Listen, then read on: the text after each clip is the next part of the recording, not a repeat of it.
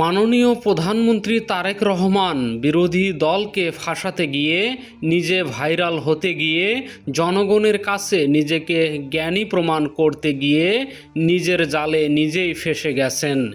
দেশে যে বিদ্যুৎ নিয়ে একটা বিরাট সংকট চলছে তার সমস্যা সমাধান না করে তিনি বিরোধী দলকে উল্টো মশকরা করে বিরোধী দলকে নিয়ে ট্রোল করেছেন। তিনি বুঝাতে চেয়েছেন দেশে কোনো বিদ্যুৎ সংকট নেই। বিরোধী দল বিদ্যুতের ফ্যানের বাতাস খেয়ে সরকারের বিরুদ্ধে মিথ্যা অভিযোগ করছে। মাননীয় প্রধানমন্ত্রী তারেক রহমান ওরফে তারেক বিন জিয়া ভাইরাল হতে যে ফেসে গেছেন মুহূর্তের মধ্যে। এটা আবার কেমন কথা? প্রধানমন্ত্রী আবার ভাইরাল হলাই কিনা? প্রধানমন্ত্রীর উপর কেউ আছে না? প্রধানমন্ত্রী হিসেবেও ভাইরাল হতে মন চায় কি সেটা? তারেক রহমান ভেবেছিলেন যে আমি আজকে এমন একটা কথা বলবো, সবাই বলবে এবার এনসিপি জামাতকে বাস একটা দিছে, সবার মুখোমুখি থাকবে, দেখছো প্রধানমন্ত্রী কি মেধাবী, কি জ্ঞানী, কি উপস্থিত বুদ্ধি, কি সেন্স অফ হিউমার। এভাবে ভাইরাল হতে প্রধানমন্ত্রী কেন, ডোনাল্ড ট্রাম্পও চায় একটু হিউমারাস কথা বলতে, পৃথিবীব্যাপী তার কথা নিয়ে আলোচনা হবে।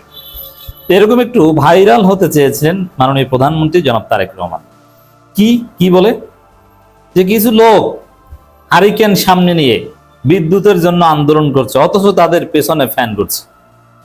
এর মানে এনসিপি মাননীয় প্রধানমন্ত্রী তারেক রহমান এই বক্তব্য দেওয়ার একদিন আগে যাত্রাবাড়িতে ঢাকা মহানগর দক্ষিণের উদ্যোগে একটা সমাবেশ করেছে। সেই সমাবেশে অনেকগুলো দাবির মধ্যে একটা ছিল এই জ্বালানি সংকট নিরসন এবং বিদ্যুৎ সমস্যা সমাধান।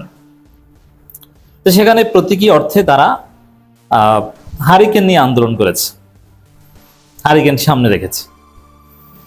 তো এইটা নিয়ে একটু ট্রল করে ভাইরাল হতে চেয়েছিলেন, কিন্তু আসিফ মাহমুদ সজীব ভুইয়া মুহূর্তের মধ্যে প্রধানমন্ত্রীকে ফাঁসিয়ে দিয়েছেন। বলছেন যে মাননীয় প্রধানমন্ত্রী,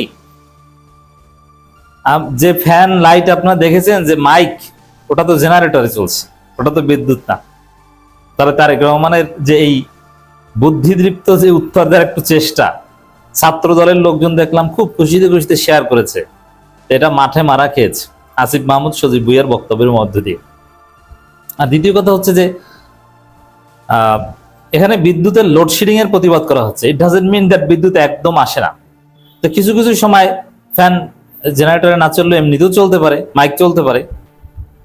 তো এটা তো আর এর মানে কি, তাহলে কি প্রতিবাদ করা যাবে না? প্রতিবাদটা তো লোডশেডিং এর। লোডশেডিং ডাজন্ট মিন দ্যাট একদম বিদ্যুৎ থাকে না।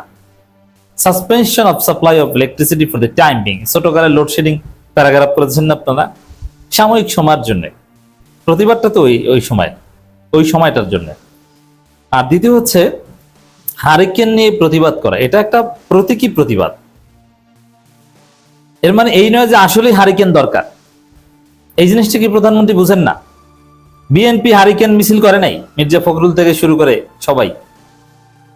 এই প্রতীকী একটা প্রতিবাদ। এখানে বিদ্যুৎ অরিজিনালি যদি সত্যিকার অর্থে বিদ্যুৎ দিয়েই ফ্যান এবং মাইক চলতো, আসলে প্রধানমন্ত্রী বলেছেন যে বিদ্যুৎ দিয়ে ফ্যান মাইক চলেছে, কিন্তু আসলে না। যদি চলতো তারপরও হারিকেন নিয়ে মিছিল করা, এটাই সিস্টেম, এটার একটা প্রতীকী তাৎপর্য আছে। প্রতিবাদটা তো এভাবেই করতে হয়। বিএনপিও তো এইভাবেই প্রতিবাদ করেছে। তাহলে প্রধানমন্ত্রী ভাইরাল হতে পারলেন না, বরং উল্টো ধরা খেয়েছে। প্রধানমন্ত্রী তারেক রহমান জ্বালানি নিয়ে 10 বছর মেয়াদি পরিকল্পনা করেছেন। তিনি ঠিক শেখ হাসিনা যেমন 2050 সাল পর্যন্ত বিভিন্ন পরিকল্পনা করেছিলেন, শেখ হাসিনা ক্ষমতায় 2050 সাল পর্যন্ত থাকুক আর না থাকুক, কিন্তু তিনি পরিকল্পনা করেছিলেন। ঠিক প্রধানমন্ত্রী তারেক রহমান আগামী 5 বছর পর তিনি ক্ষমতায় থাকবেন কি থাকবেন না তার কোনো গ্যারান্টি নেই, কিন্তু তিনি আগামী 10 বছর মেয়াদি বিদ্যুৎ নিয়ে পরিকল্পনা করেছেন। ইউনূস সরকারের আমলেও তো এত লোডশেডিং আমরা দেখিনি। মানুষ আজ খেতে পারছে না, আপনি তাকে 10 বছর পর খাবার দেবেন। আপনি 10 বছর পর তাকে উন্নত খাবার দেন, কিন্তু এখন তো বেঁচে থাকার জন্য তাকে মিনিমাম খাবারটুকু দিতে হবে। তাই জনাব তারেক রহমানের প্রতি অনুরোধ, অন্তত গ্যাস ও বিদ্যুতের প্রয়োজনীয় সাপ্লাইটুকু যাতে জনগণ পায়, আপনি বর্তমানে সেই ব্যবস্থা করুন। আগামী 10 বছরের আশ্বাস প্রশ্বাস দিয়ে ক্ষমতায় থাকার দীর্ঘমেয়াদী ফন্দি জনগণ মেনে নেবে না। তিনি চ্যালেঞ্জ ছুড়ে দিয়েছেন বিরোধী দলকে যে আমাদের 10 বছর মেয়াদী পরিকল্পনা আছে জ্বালানি সংকট নিরসনের বা জ্বালানি ব্যবস্থাপনার, বিদ্যুৎ নিয়ে। আপনারা 3 মাসের একটা পরিকল্পনা দেন না 3 মাসের মধ্যে, বা 6 মাসের দেন না 6 মাসের মধ্যে দেন না। চ্যালেঞ্জ করে দিয়েছেন, পারলে দেন, চ্যালেঞ্জ দিলাম। যদি পরিকল্পনা দিতে পারেন, যদি সেটা যৌক্তিক হয়, আমরা গ্রহণ করব। এই চ্যালেঞ্জ তো অলরেডি পিনাকি ভট্টাচার্য নিয়ে ফেলেছেন। তিনি মাননীয় প্রধানমন্ত্রী বক্তব্য দেওয়ার একদিন আগেই যে পলিসি প্রেসক্রিপশন করেছেন, ফ্রান্স থেকে শুরু করে পুরো ইউরোপের ব্যবস্থাপনার আঙ্গিকে, এবং আমিরে জামাত ভারপ্রাপ্ত রাষ্ট্রপতির কাছে চিঠি দিয়েছেন যাতে সংসদের অধিবেশন আহ্বান করা হয়। ঠিক আছে, তাহলে জামাত তো চ্যালেঞ্জ গ্রহণ করতেই অলরেডি চ্যালেঞ্জ গ্রহণ করেছে, এটা তো বোঝা যায়। কারণ সংসদে তো পলিসি নিয়েই আলোচনা হবে। সংসদের অধিবেশন ডাকতে কেন আমিরে জামাত চিঠি দিয়েছেন? কারণ তার কাছে পলিসি আছে, তিনি সমস্যা সমাধান করতে পারবেন। তো দর্শক, এটা হচ্ছে প্রধানমন্ত্রী একটা চাপাবাজি। অবশ্যই বিরোধী দলের কাছে অল্টারনেটিভ পলিসি আছে। আর পিনাকি ভট্টাচার্য দেখেছেন, যেমন বিদ্যুৎ খাতের এটা সংকটের সমাধান আছে।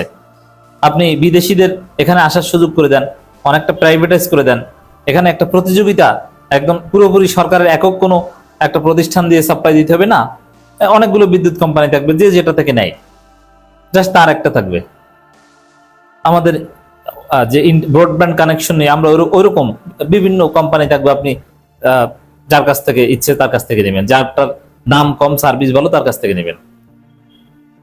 লোডশেডিং কোন একটা কোম্পানির পছন্দ যদি না হয়, তাহলে যারটা লোডশেডিং হয় না, যেমন ইন্টারনেট, কোনোটা একটু মাঝে মাঝে ইন্টারাপশন হয় না, যেটা একদম কোনো ইন্টারাপশন হয় না, আপনি তাদের কাছ থেকে নেবেন।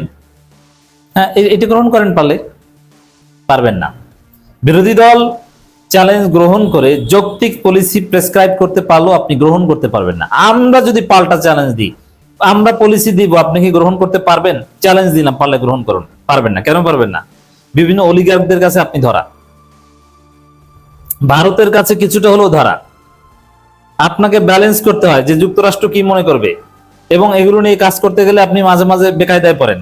বরং আপনি যৌক্তিক পলিসি গ্রহণ করতে পারবেন না, বাস্তবায়ন করতে পারবেন না। যেমন এই যে গ্যাস সংকটটা, ওই যে বলা হয় যে এলএনজি খালাস করতে পারছিল না, আসলে বিষয়টা ওটা না, আসল ঘটনা বেরিয়ে এসছে। সেটা হচ্ছে, যেমন এই যে এলএনজি টার্মিনাল, এটা আগে যুক্তরাষ্ট্রের কাছে ছিল, এখন চীনকে দিয়েছে। যেখানে যুক্তরাষ্ট্রের কাছে দেওয়া, মানে চীনকে এইখানে মহেশখালীতে, কুতুবদিয়া, এইসব জায়গায় আনা, এতে যুক্তরাষ্ট্র ভারতের আপত্তি ছিল, কিন্তু এখন চীন এখানে এসেছে। বিএনপি সরকার চীনকে দিয়েছে। পিটার হাসের কোম্পানি আছে, চীনকেও দিয়েছে। এবং এটা ওরা সহ্য করতে পারেনি, যার ফলে ওরা কৃত্রিম সংকটটা তৈরি করেছে। এখানে যুক্তরাষ্ট্র এবং ভারতের ষড়যন্ত্র আছে। তা আপনি তো পলিসি দিলেই গ্রহণ করতে পারবেন না। আপনার অমুকে যুক্তরাষ্ট্রকে খুশি করতে হবে, তমুকে খুশি করতে হবে, ভারত কি মনে করে, এগুলো। বরং আপনাকে চ্যালেঞ্জ দিলে আপনি সেই চ্যালেঞ্জ গ্রহণ করতে পারবেন না, যে আপনি বিরোধী দলের যৌক্তিক পলিসি গ্রহণ করতে পারবেন কি পারবেন না। আসল ঘটনা হচ্ছে এইটা। চ্যালেঞ্জ দিলে হবে, খাও জায়গায়।